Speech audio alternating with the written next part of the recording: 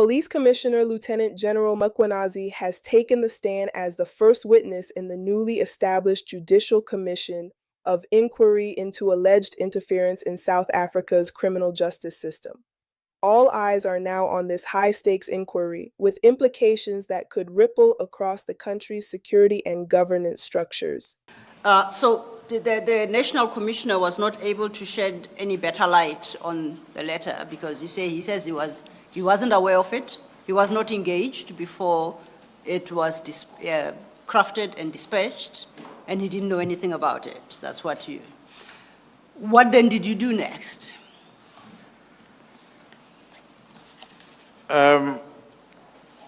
Commissioners, I made a suggestion to the National Commissioner that he must speak to the Minister in order to be able to establish the factors that made the Minister to consider arriving in this conclusion and a drastic decision to disestablish the team. Because in my views, it was an irrational and irregular. The decision was going to have a serious impact, as I said, in terms of the investigation of crime and those cases that were before the team.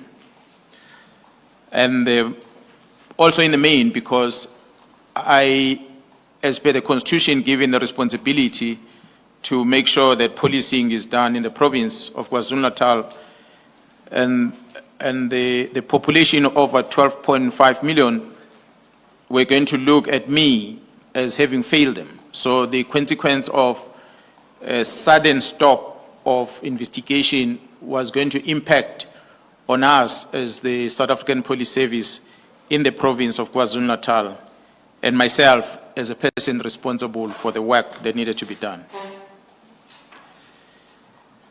And do you know whether or not the National Commissioner acted on your request to engage the Minister and establish the issues that you've highlighted? Well, I did not hear from the National Commissioner after that, Commissioners, as the time were progressing. I did not, he never really came back to me to tell me what is the next course of action, but it continuously signs off the extension of the deployment of the team in the province, regardless of the letter. And you indicate that you took some resolutions following the National Commissioner's failure to report back to you on any contact and conversation he may have had with the Minister. What were those steps you took? Part of the, if I hear the question correct, Commissioner, on what I did after speaking to the National Commissioner, not able to come back to me. Yes. I said earlier I had engagement with the Chief of Staff right at the beginning because he's a person I knew very well. And I even requested the Chief of Staff that he must try and arrange a meeting with the Minister so that we can be able to tell the Minister about the consequence of the letter that he has written. And after engaging with the National Commissioner, I did not leave it there. I continuously tried different individuals outside the structure of government, people that I thought the Minister might listen to. I tried to engage them, to try and reach out to the Minister so that we can talk about this. But that did not give me any success. I then took a decision to engage the Minister directly in the form of a WhatsApp that I sent him. He acknowledged that and he was to set up a meeting, but to date, that meeting never materialized.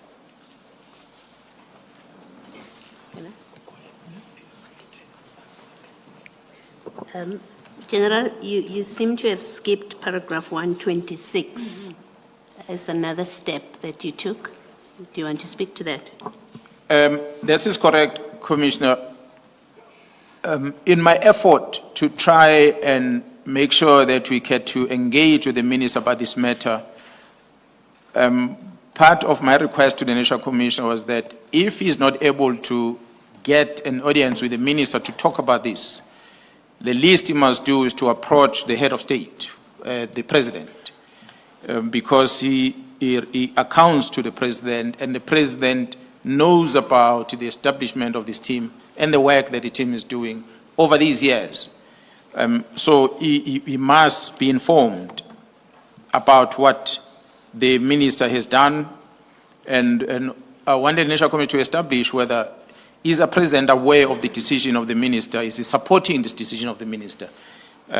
Because as a provincial commissioner, I can't go directly to the president, so I needed to engage my boss, which is the National Commissioner, to reach out to his boss, the president, because, of course, the executive authority, the minister, has taken a decision that seems to be contrary to what we are doing as the police.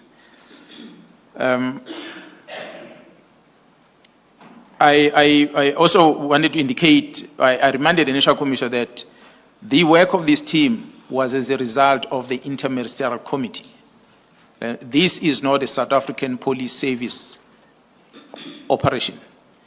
This is an integrated operation which account to a group of ministers as doing oversight on behalf of the president.